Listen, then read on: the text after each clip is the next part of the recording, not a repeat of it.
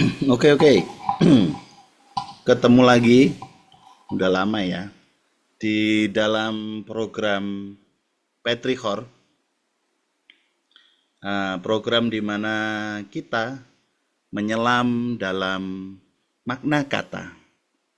Ya, ini agak lama jedanya ya karena kebetulan lagi banyak sesuatu hal yang lain jadi under the weather gitu kali ya.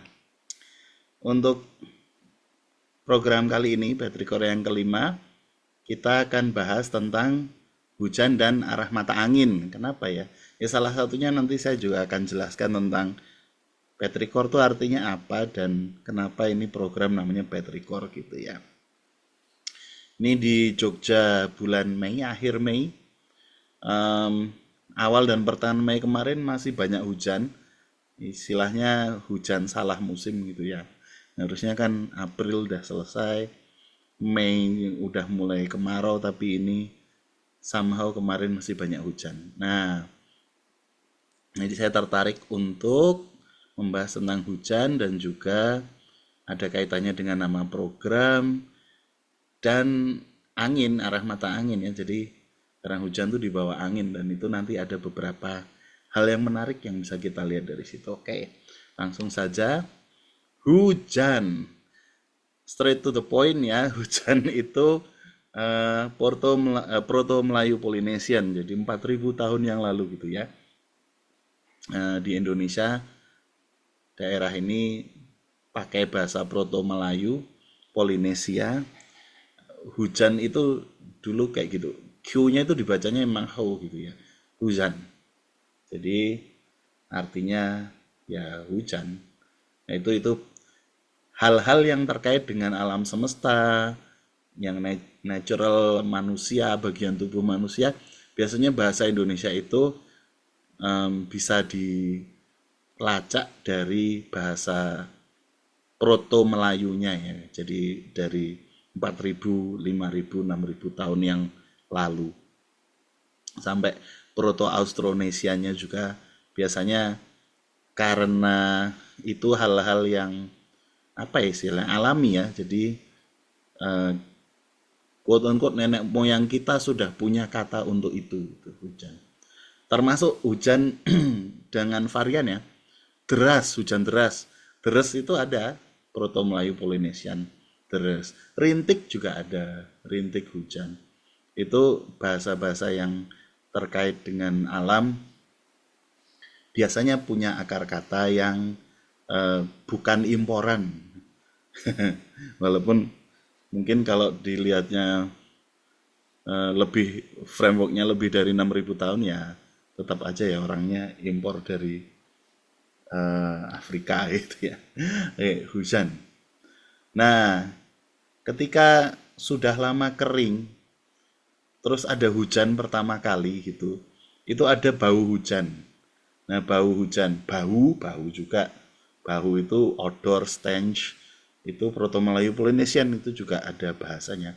Bau hujan yang terbawa angin yang petrichor itu asalnya dari bahasa Inggris. Ini kalau Proto Melayu Polynesian itu bisa dilacaknya 4.000 sampai 6.000 tahun yang lalu. Nah, kata petrichor ini relatif baru ya, 1964 yang membuat istilah itu namanya Thomas Dick di majalah Nature menjelaskan tentang fenomena ketika sudah lama kemarau lalu ada hujan terus baunya segar, itu dia namakan bau itu petrichor. Kenapa program ini dinamain petrichor?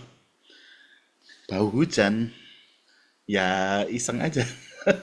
Saya cuma nyari kata yang kira-kira mewakili em, perunutan etimologis karena petrichor itu kan bukan bahasa Inggris native juga ya, itu ngambil dari Yunani ya, Petros dan Ichor.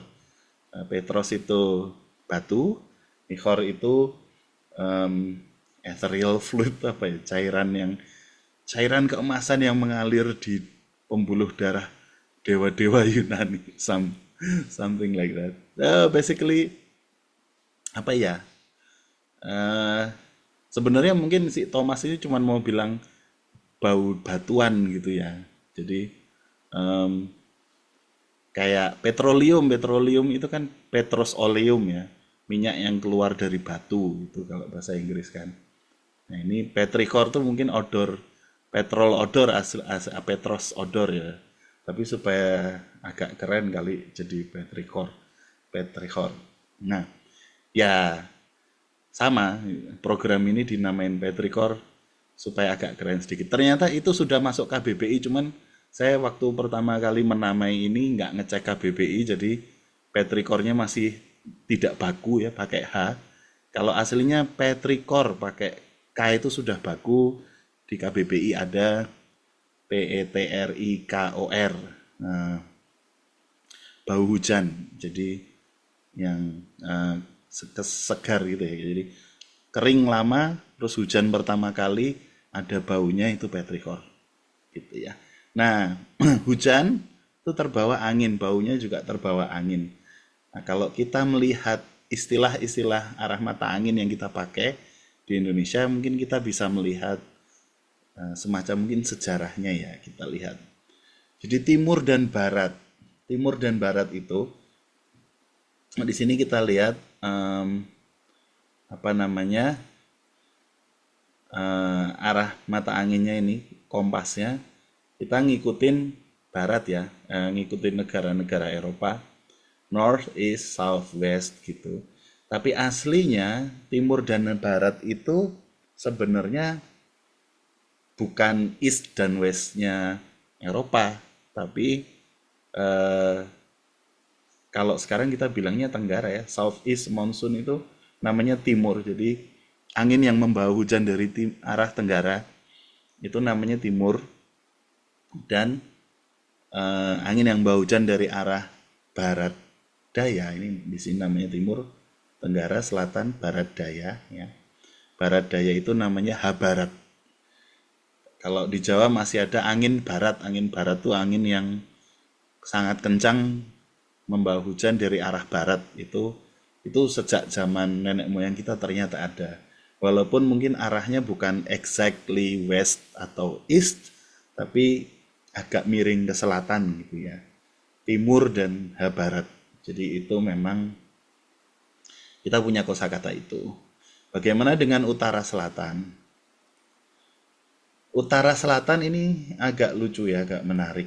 Jadi kalau selatan tuh kita punya Salatan, Silatan itu Proto Melayu Polinesianya ada south atau south wind, angin yang datang dari selatan. Sedangkan untuk utaranya itu asalnya Sanskrit.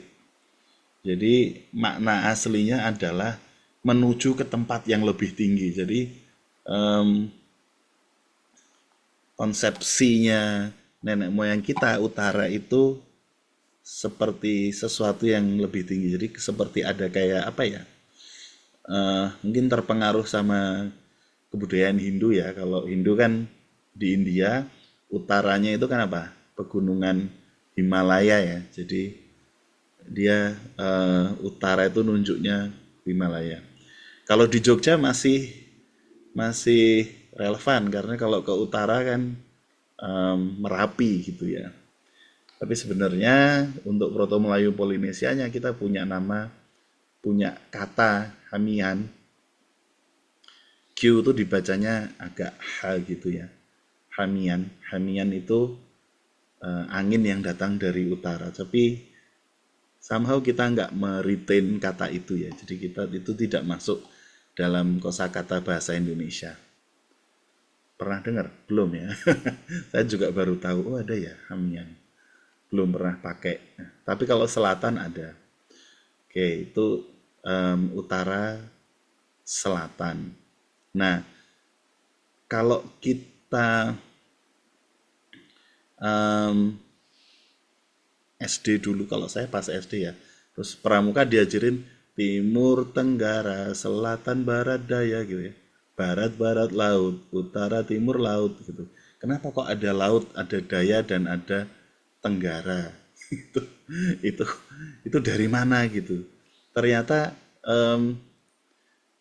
apa namanya, daya dan laut itu adalah istilahnya apa ya, petunjuk arah yang kita pakai, nenek moyang kita dulu pakai sebenarnya. Laut itu menuju ke laut. Jadi laut itu tergantung daerahnya ya. Tapi karena Melayu itu dulu kebudayaan yang paling utama itu adanya di Sriwijaya, di Palembang. Jadi make sense kalau laut itu utara sebenarnya. Jadi eh, kalau timur ini east, northeast itu kan timur laut ya, northeast. Northwest itu barat laut gitu. Jadi laut tuh tengah-tengah antara barat sama utara gitu ya.